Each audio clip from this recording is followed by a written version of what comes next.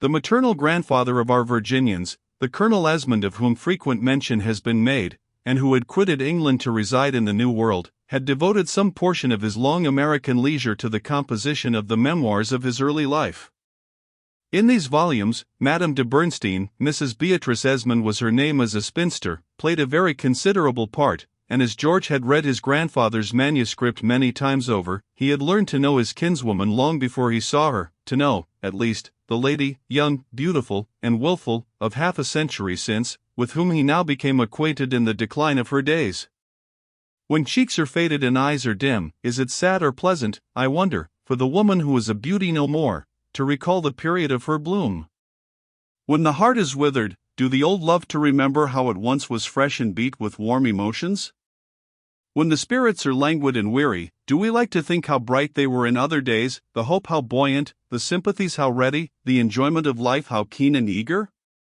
So they fall, the buds of prime, the roses of beauty, the florid harvests of summer, fall and wither, and the naked branches shiver in the winter.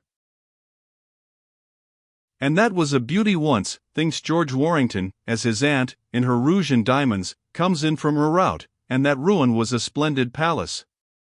Crowds of lovers have sighed before those decrepit feet, and been bewildered by the brightness of those eyes.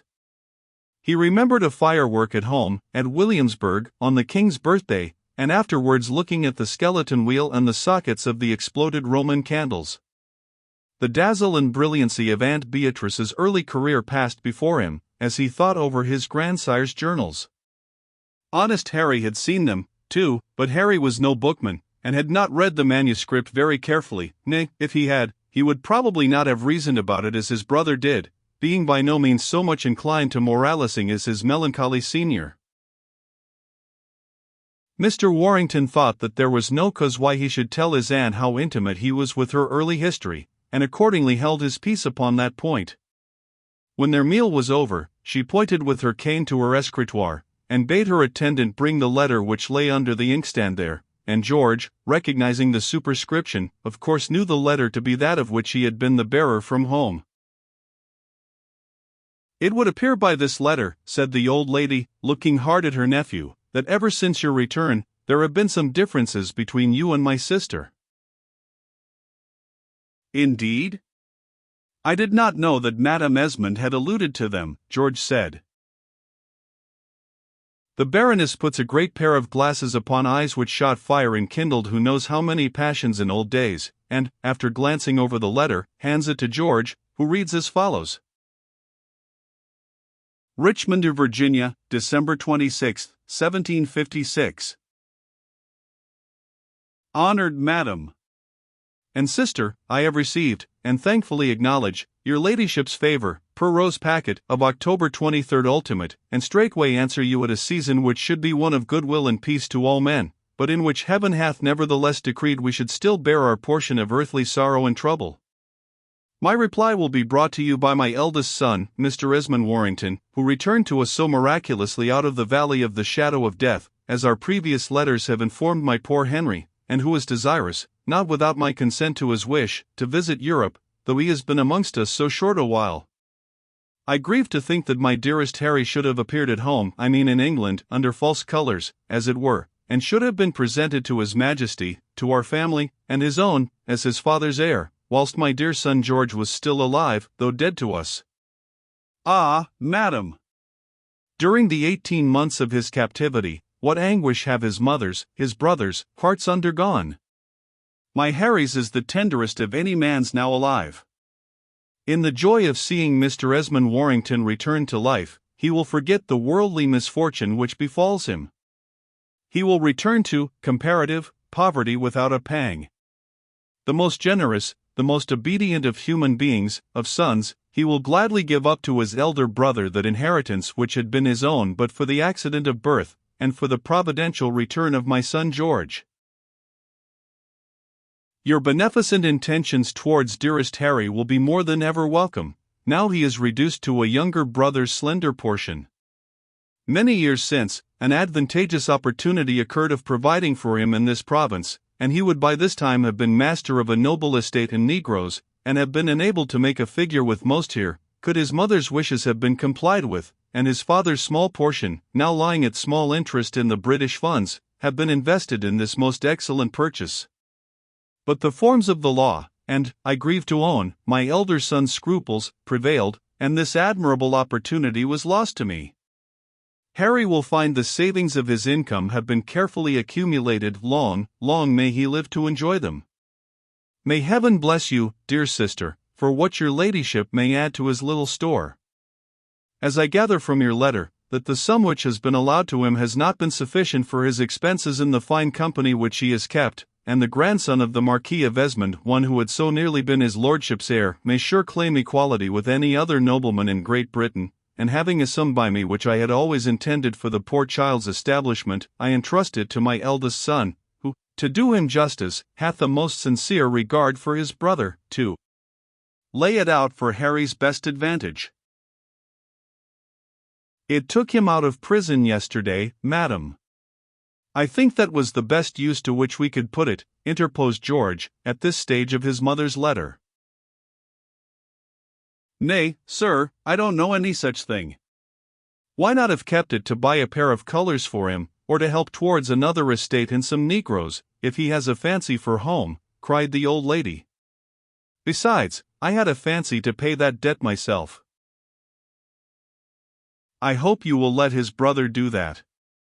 I ask leave to be my brother's banker in this matter, and consider I have borrowed so much from my mother, to be paid back to my dear Harry. Do you say so, sir? Give me a glass of wine. You are an extravagant fellow. Read on, and you will see your mother thinks so. I drink to your health, nephew George. 'Tis good Burgundy. Your grandfather never loved Burgundy. He loved claret, the little he drank. And George proceeded with the letter.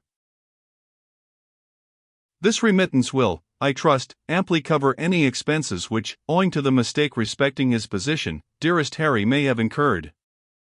I wish I could trust his elder brother's prudence as confidently as my Harry's. But I fear that, even in his captivity, Mr. Esmond W. has learned little of that humility which becomes all Christians, and which I have ever endeavored to teach to my children. Should you by chance show him these lines, when, by the blessing of heaven on those who go down to the sea in ships, the great ocean divides us, he will know that a fond mother's blessing and prayers follow both her children, and that there is no act I have ever done, no desire I have ever expressed, however little he may have been inclined to obey it, but hath been dictated by the fondest wishes for my dearest boy's welfare. There is a scratch with a penknife, and a great blot upon the letter there, as if water had fallen on it. Your mother writes well, George. I suppose you and she had a difference, said George's aunt, not unkindly. Yes, ma'am, many, answered the young man, sadly. The last was about a question of money, of ransom which I promised to the old lieutenant of the fort who aided me to make my escape. I told you he had a mistress, a poor Indian woman, who helped me, and was kind to me. 6 weeks after my arrival at home, the poor thing made her appearance at Richmond, having found her way through the wood by pretty much the same track which I had followed, and bringing me the token which Museau had promised to send me when he connived to my flight. A commanding officer and a considerable reinforcement had arrived at Duquesne. Charges, I don't know of what peculation, for his messenger could not express herself very clearly, had been brought against this Museau. He had been put under arrest, and had tried to escape, but, less fortunate than myself, he had been shot on the rampart, and he sent the Indian woman to me, with my grandfather's watch, and a line scrawled in his prison on his deathbed, begging me to send Cekj's device to a notary at Havre de Grace in France to be transmitted to his relatives at Caen in Normandy. My friend Silverheels, the hunter, had helped my poor Indian on her way. I don't know how she would have escaped scalping else. But at home they received the poor thing sternly. They hardly gave her a welcome. I won't say what suspicions they had regarding her and me. The poor wretch fell to drinking whenever she could find means. I ordered that she should have food and shelter, and she became the jest of our negroes, and formed the subject of the scandal and tittle-tattle of the old fools in our little town. Our governor was, luckily, a man of sense, and I made interest with him, and procured a pass to send her back to her people. Her very grief at parting with me only served to confirm the suspicions against her. A fellow preached against me from the pulpit. I believe I had to treat another with a cane. And I had a violent dispute with Madame Esmond, a difference which is not healed yet, because I insisted upon paying to the heirs Museau pointed out the money I had promised for my deliverance. You see that scandal flourishes at the borders of the wilderness, and in the New World as well as the Old. I have suffered from it myself, my dear, said Madame Bernstein, demurely. Fill thy glass, child. A little tass of cherry brandy. 'Twill do thee all the good in the world. As for my poor Harry's marriage, Madame Esmond's letter went on, though I know too well, from sad experience, the dangers to which youth is subject, and would keep my boy, at any price, from them, though I should wish him to marry a person of rank, as becomes his birth, yet my Lady Maria Esmond is out of the question. Her age is almost the same as mine, and I know my brother Castlewood left his daughters with the very smallest portions. My Harry is so obedient that I know a desire from me will be sufficient to cause him to give up this imprudent match. Some foolish people once supposed that I myself once thought of a second union, and with a person of rank very different from ours. No. I knew what was due to my children. As succeeding to this estate after me, Mr. Esmond W. is amply provided for. Let my task now be to save for his less fortunate younger brother, and, as I do not love to live quite alone, let him return without delay to his fond and loving mother. The report which your ladyship hath given of my Harry fills my heart with warmest gratitude. He is all indeed a mother may wish. A year in Europe will have given him a polish and refinement which he could not acquire in our homely Virginia. Mr. Stack, one of our invaluable ministers in Richmond, hath a letter from Mr. Ward, my darling's tutor of early days, who knows my Lady Warrington and her excellent family, and saith that my Harry has lived much with his cousins of late. I am grateful to think that my boy has the privilege of being with his good aunt. May he follow her counsels, and listen to those around him who will guide him on the way of his best welfare. Adieu, dear madam and sister. For your kindness to my boy accept the grateful thanks of a mother's heart. Though we have been divided hitherto, may these kindly ties draw us nearer and nearer. I am thankful that you should speak of my dearest father so. He was, indeed, one of the best of men. He, too, thanks you, I know, for the love you have borne to one of his children, and his daughter subscribes herself, with sincere thanks, your ladyship's most dutiful and grateful sister and servant, Rachel Esmond W.N. P.S. I have communicated with my Lady Maria, but there will no need to tell her and dear Harry that his mother or your ladyship hope to be able to increase his small fortune. The match is altogether unsuitable. As far as regards myself, madam, George said, laying down the paper, my mother's letter conveys no news to me. I always knew that Harry was the favorite son with Madame Esmond, as he deserves indeed to be.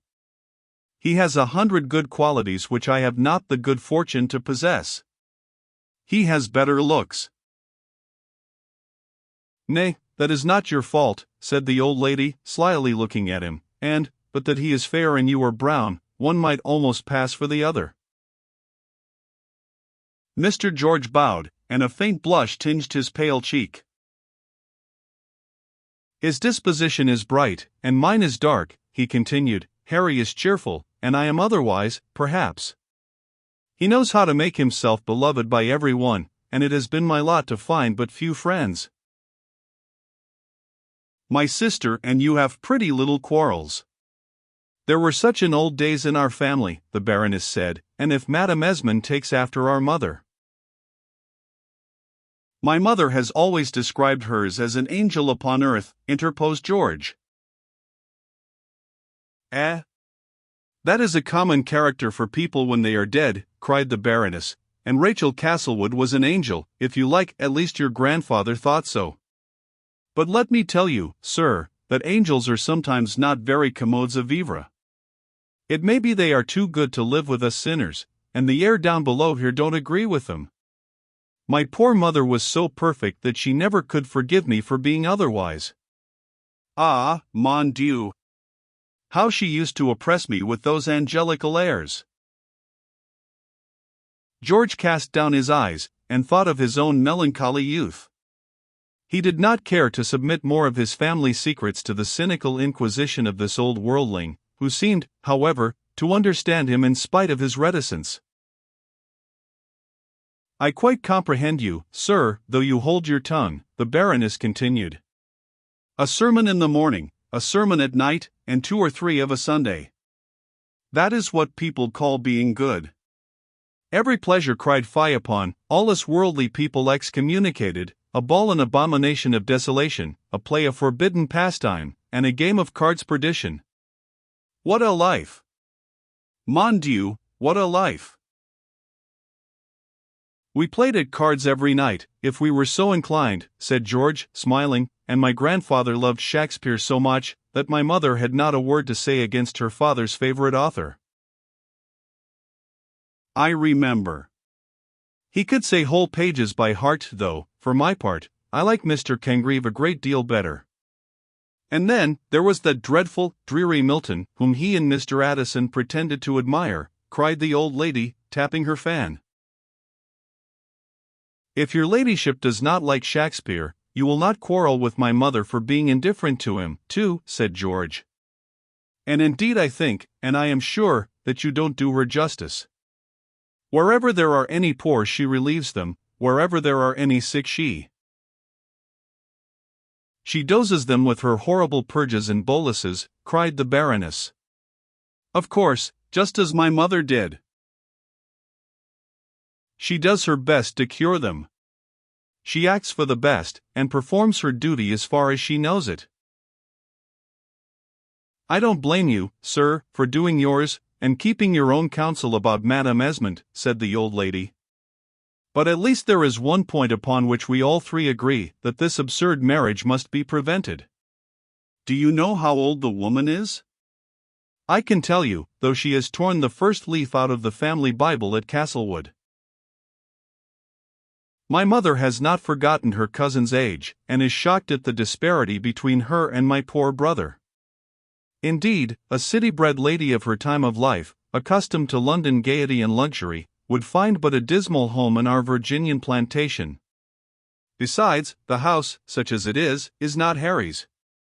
He is welcome there, heaven knows, more welcome, perhaps, than I, to whom the property comes in natural reversion, but, as I told him, I doubt how his wife would like our colony," George said, with a blush and a hesitation in his sentence.